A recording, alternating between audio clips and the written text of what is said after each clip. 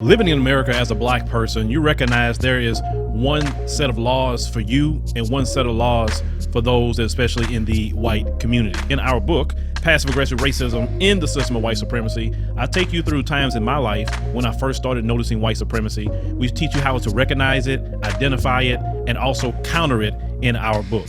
This book is a beginner's course for those that are just starting to wake up and open their eyes to see the system of white supremacy. As a black American person, you must understand this system because this system is life or death to you. How you handle it, how you deal with it, it can affect your mental health if you don't understand this system.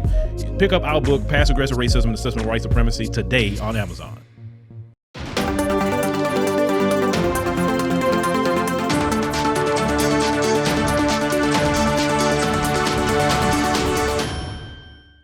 Well, one of our brothers that watched the show, sent me this video that we're going to look at. Now, our brother say he's a police officer, within the community. And he said that, sometimes people really don't know who they messing with. He say, well, I'm off duty. I carry my, service weapon and all that all the time with me. But some people just don't get it when they messing with people. I want you to watch how this female is acting toward this brother. Let's roll that clip. You did. You stupid ass. You lucky I don't got a nigga in my car right now. You lucky. The damn my vehicle, I got your plates. Oh. Want to damage my car? Yeah, let's take a look. Damage my car? Let's take a look.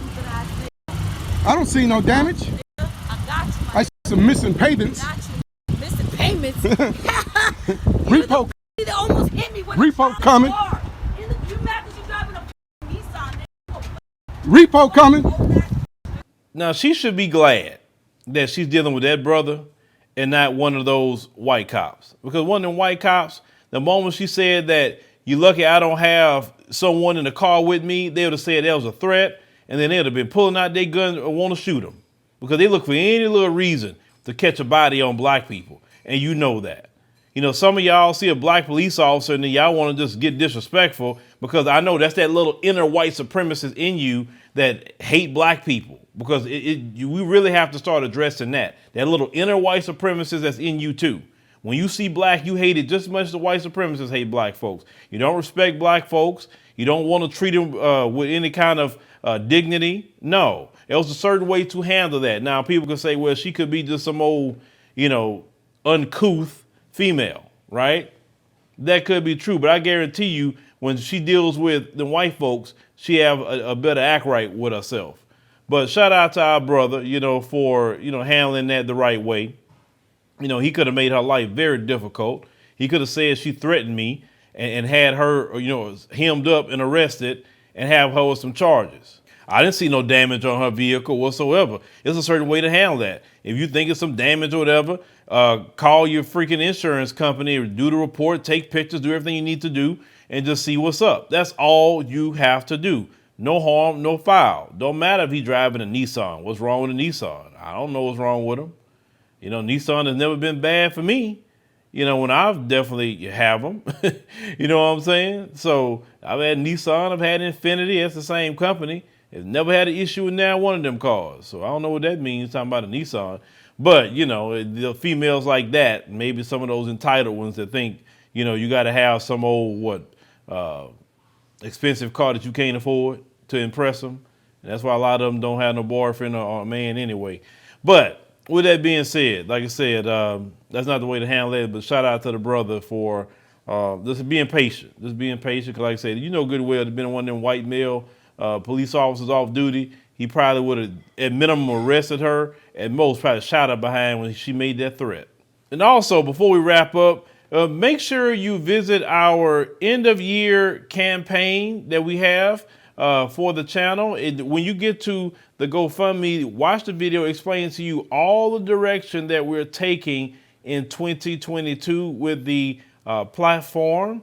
And also, when you need to get that break, from this country, and I definitely pushed for you to get a break from this country, you could come on a group trip, with us to South Africa, March 16th through the 25th, with the Real South Africa. Now, down below, we have the links to the end of year fundraiser, which is very, very important. Black media is important.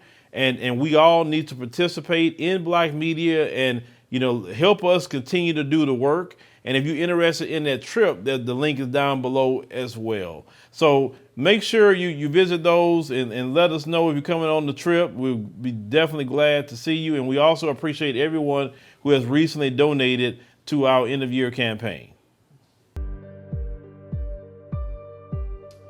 Hello everyone, my name is Mark Edward Blanton with The Real South Africa. And I am Dr. Latasha Blanton, also with The Real South Africa. We have an amazing group trip that you will be interested in. It's with the African Diaspora News Channel, a great YouTube channel, gives you great information about what's going on in Africa. But we have a group trip featuring Phillip Scott, the host. And the trip is going to take place on March 16th to the 25th. It's going to go to Johannesburg and Cape Town, and It's in 2022. If you're interested in traveling, please send an email to info@therealsouthafrica.com. And we'll see you here in sunny South Africa. Thank you for watching. Make sure to subscribe to our YouTube channel and download the African Diaspora News Channel app, now available on Google Play and the Apple App Store.